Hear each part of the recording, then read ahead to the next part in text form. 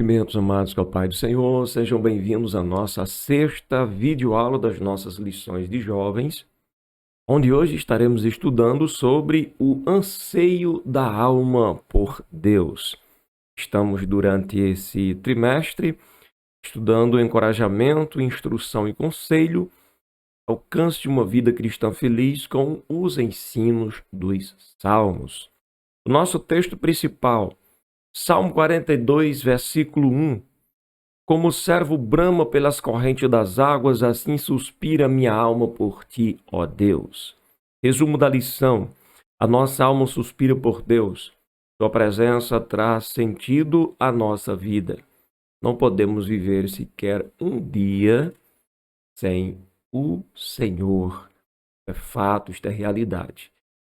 O texto bíblico que temos hoje como apoio principal para a nossa lição é o Salmo 42, do versículo 1 ao versículo de número 11. Como o servo brama pelas correntes das águas, assim suspira a minha alma por ti, ó Deus. A minha alma tem sede de Deus, do Deus vivo. Quando entrarei e me apresentarei ante a face de Deus? As minhas lágrimas servem-me de mantimento de dia e de noite, porquanto me dizem constantemente: onde está o teu Deus? Quando me lembro disto, dentro de mim derrama a minha alma, pois eu havia ido com a multidão, fui com eles à casa de Deus, voz de alegria e louvor com a multidão que festejava. Por que estás abatida, minha alma? Por que te perturbas em mim? Espera em Deus, pois ainda o louvarei na salvação da sua presença.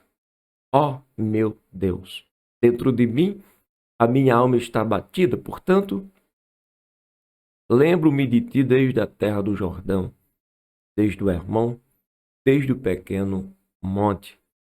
Um abismo chama outro abismo ao ruído das tuas catadupas. Todas as tuas ondas e vagas têm passado sobre mim.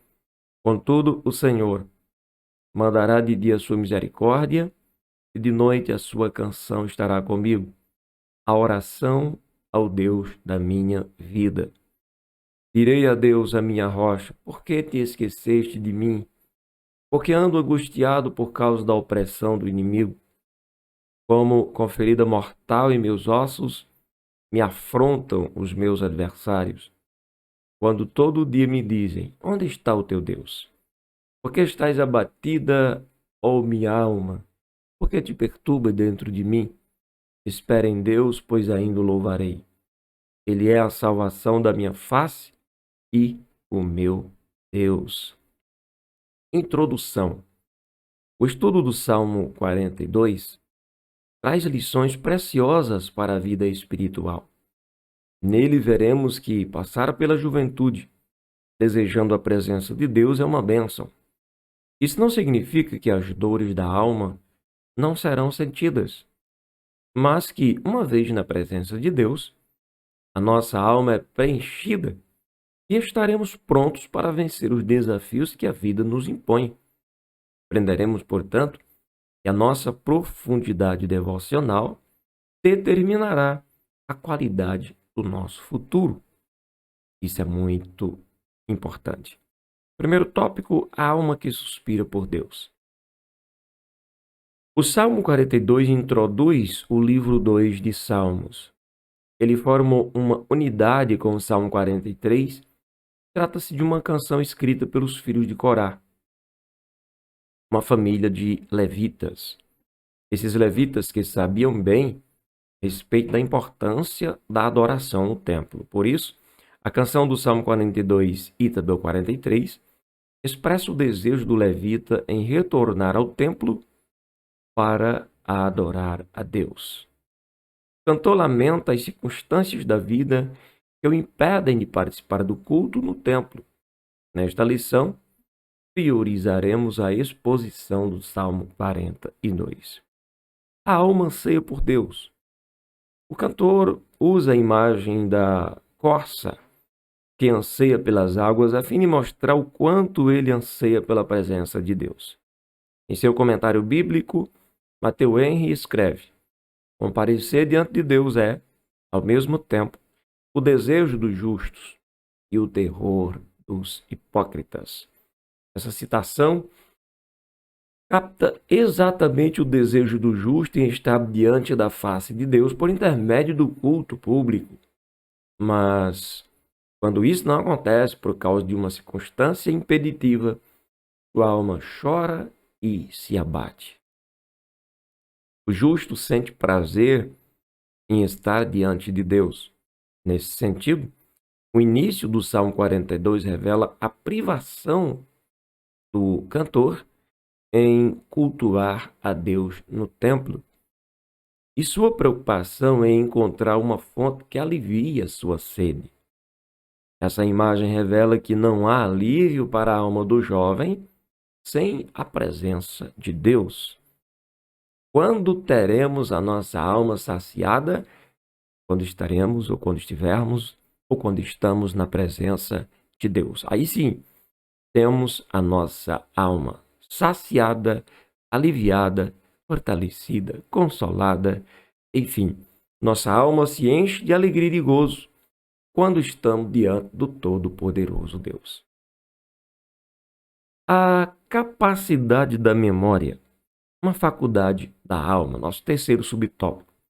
Longe da presença de Deus, simbolizada pela presença no templo, memórias e sentimentos passados do salmista o lembram os tempos áureos da adoração pública.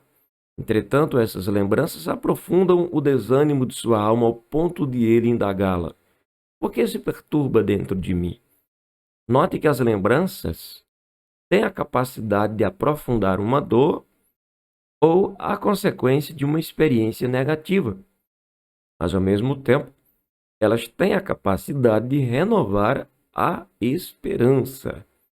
Isso dependerá da capacidade que você tem de lembrar das dores e das experiências negativas e aprender com elas, bem como a capacidade de recordar das experiências edificantes, dos milagres extraordinários da providência divina em sua vida, para motivar as suas ações hoje. Não por acaso, o apóstolo Paulo nos convida a cultivar a memória com a verdade, a honestidade, a justiça, a pureza, a amabilidade e todas as virtudes possíveis. Isso aparece lá em Filipenses 4 e versículo 8, onde somos aconselhados, orientados por Paulo a pensar nestas coisas. As coisas que são puras, honestas, amáveis, de boa fama, se há alguma virtude, se há algum louvor nisso, pensai. Por que Paulo fala isso? Porque ele sabia que quando nós nos demoramos em pensamentos contrários a esses, imagina, pensamentos desonestos, pensamentos impuros, isto vai fazer mal para a nossa alma. Muito mal. É preciso que você selecione bem o que entra em sua memória, pois o que você lembra hoje motivará para tomar decisões espirituais, morais e sociais amanhã. Talvez você pergunte, mas pastor, como que eu consigo impedir um pensamento? Pode até você não impedir um pensamento, mas você pode não ficar com o pensamento ruim que veio. Se você sabe que um pensamento surgiu e ele não vai ser bom para a tua alma, você pode se livrar dele.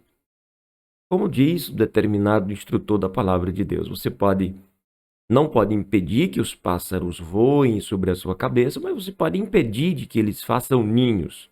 Então, não podemos impedir totalmente, absolutamente, de vir um pensamento que não é bom para a nossa alma.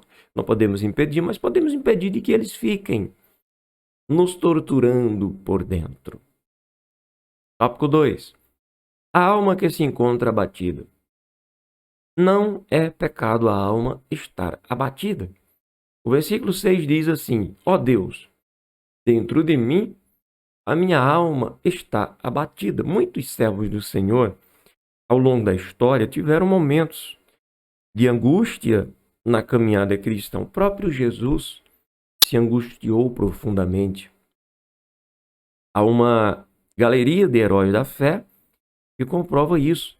Quando nós lemos ali Hebreus, capítulo de número 11, as circunstâncias eram tão difíceis sobre a vida destas pessoas que, embora fossem pessoas de fé, mas chegava momentos de se angustiarem, porém perseveraram firmes e foram vencedores.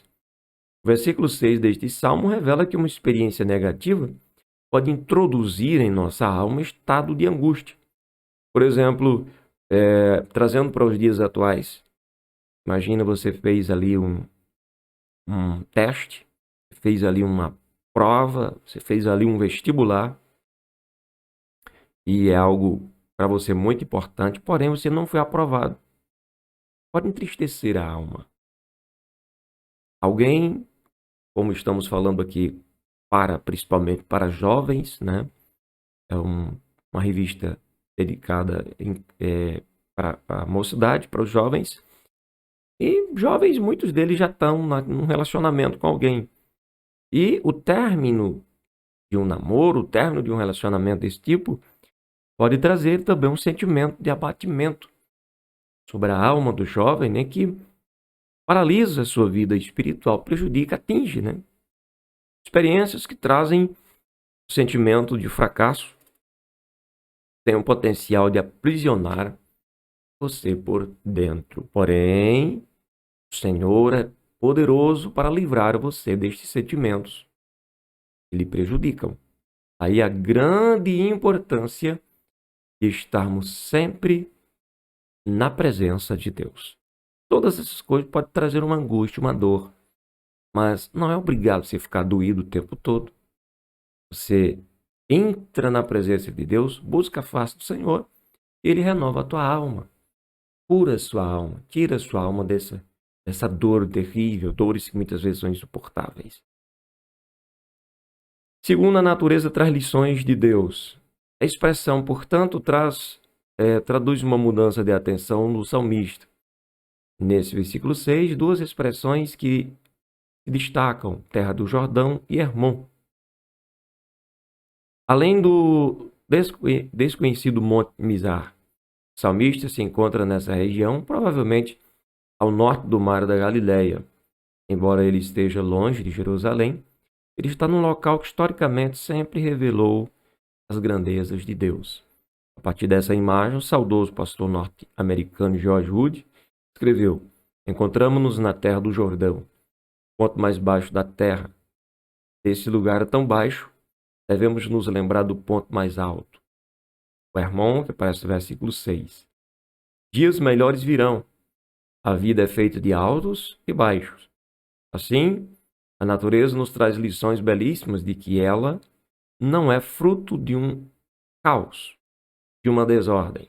Há um Criador que a sustenta e a dirige. Se ele faz isso com os minerais, com os vegetais, com os animais, por que seria diferente com os seres humanos? Ou seja, nós não estamos por aí ao léu. Nós não estamos à solta sobre a face da terra. Deus não nos fez vir à existência e deu as costas para nós e foi embora e nós ficamos aqui sós. Não. Existe um Deus pessoal, existe um Deus relacional que se relaciona com as suas criaturas. Entende? Então, Deus é tremendo. Jesus disse: eis que eu estarei convosco todos os dias até a consumação dos séculos. Portanto, nós estamos sós. Sempre devemos estar diante do Senhor, o adorando e, quando no sofrimento, pedindo sua misericórdia e graça para nos renovar as forças. É preciso ter esperança. Na fé cristã, o problema não é estar batido. O problema não é surgir o abatimento, né? Pois isso é esperado em nossa caminhada. Pode acontecer a qualquer momento, um abatimento, uma situação. O problema é se o cristão perder a esperança. Jesus é a nossa esperança. Entende? 1 Coríntios 13 vai falar para a gente a respeito disto. E vai permanecer o que? A fé, a esperança e o amor. E esta é uma virtude intrínseca à nossa fé, pois esperamos o Senhor Jesus voltar, se contra todo tipo de incredulidade. Portanto, podemos dizer assim para a nossa alma: espera em Deus, pois ainda o louvarei. Jesus derrotará tudo aquilo que nos faz mal e nos levará para estar com Ele na eternidade. Terceiro ponto. Como fortalecer a esperança em tempos difíceis? Primeiro, não esteja sozinho. Diferentemente do tempo dos filhos de Corá, você tem a presença de Jesus e a plenitude do Espírito Santo de Deus com você. Por isso, uma lição que o Salmo 42 ensina é que nada em nossa vida pode tirar o foco da fé. O ouvir espiritual dará a direção para o futuro que você colherá. Por isso, devemos ir ao altar do Senhor e louvá-lo, pois Ele é a nossa alegria. Devemos ansiar, priorizar a presença de Deus, pois Ele é o nosso auxílio. Observe a importância dos cultos públicos, das reuniões de estudo bíblico, da vocação ministerial, da devoção pessoal. Enfim, envolva-se. E, novamente, envolva-se com as coisas de Deus, com a obra de Deus, participe. Não se distancie, não fique pelos cantos, não fique por longe, não fique de fora de nada. Pule, faça parte, interaja, participe, coopere. Isto fará muito bem para a sua vida espiritual. Não seja um jovem isolado, para que depois, não se isole, para que depois você não venha pensar que são os outros que estão lhe isolando. Interaja, participe, claro, cada um do seu jeito, cada um com a sua capacidade que Deus deu. Nós não somos iguais aos outros, somos diferentes, porém somos muito amados por Deus. Devemos ter equilíbrio espiritual e social. Há muitos desafios na vida de muitos jovens. Há jovens que trabalham, estudam ao mesmo tempo. Há os que assumiram o sustento da casa, pois um dos pais foi recolhido por Deus. Outros ainda estão iniciando a carreira nas Forças Armadas ou lutando para se sustentar numa universidade pública ou privada. Enfim, há muitas coisas que envolvem o dia a dia da gente. Enfim, os desafios são complexos. Dependendo de como reagimos a esses desafios sociais, podemos até mesmo entrar num ciclo de ansiedade, tendo como consequência a depressão. Aí a necessidade de tratar bem, de cuidar bem, de se envolver na obra de Deus para prevenir esse estágio final que não é bom para ninguém. Por isso, uma preciosa lição que o Salmo nos ensina é que na proporção que a sua vida espiritual for profunda, você superará os desafios reais da vida, podendo prevenir a rota da ansiedade e da depressão. Quer dizer, quanto mais você for profundo em Deus, quanto mais você for profundo na sua caminhada espiritual, menos provável você chegar a desenvolver um quadro de ansiedade e depressão. Por isso, se você está vivendo uma situação complexa, pare, se acalme e reflita. Primeiro, ore e leia a palavra de Deus constantemente, frequentemente. Segundo, estude e trabalhe com dedicação, porque ser dedicado também faz bem à alma. Terceiro, espere em Deus. E esta frase, espere em Deus, é muito forte e ao mesmo tempo muito poderosa. Porque a palavra de Deus vai dizer para nós, através do profeta Isaías, os que esperam no Senhor renovarão as suas forças, subirão com asas como águias, correrão e não se cansarão, caminharão e não se fatigarão. Ou seja, os que confiam no Senhor renovarão as suas forças. Esperar em Deus é confiar em Deus. Quando confiamos no Senhor, somos renovados. Traga à memória o que dá esperança. Outra lição preciosa que podemos extrair do Salmo 42 é a capacidade de trazer boas lembranças para o tempo presente desafiador. Tenha em mente o que Deus permitiu você passar ontem, e o que Deus permitiu você passar ontem, isso vai lhe ajudar hoje. Deus permitiu você passar ontem para que pudesse lhe ajudar hoje também. Por isso, ele nos deu a faculdade da memória. Entre recordações e lembranças, nossa alma é alimentada por tudo que Deus fez de bom. Não seja escravo das lembranças que trazem sofrimento e dor. Não se demore nessas lembranças, mas cultive aquelas lembranças que trazem esperança, que trazem ânimo e que trazem coragem para você. Lembre dos momentos de vitória que Deus já lhe concedeu. Deus já lhe concedeu ao seu próximo e continua na fé. Deus será com você. Amém? Concluímos a nossa lição de hoje dizendo que aqui nós vimos que a nossa alma é dependente de Deus. Não há nada em que você possa colocar a sua confiança para preencher o lugar do Senhor. Percebemos também que a alma sente a ausência de Deus diante de uma tribulação que vai trazer uma angústia, embora Ele esteja perto. Podemos usar recursos espirituais para reagir ao sentimento paralisante. Assim, somos convidados a não estar sozinhos, a andar em equilíbrio espiritual e social, bem como a cultivar lembranças que nos motivam a vivermos a vontade de Deus em nossas vidas. Deus abençoe a sua vida. Até a próxima, em nome de Jesus.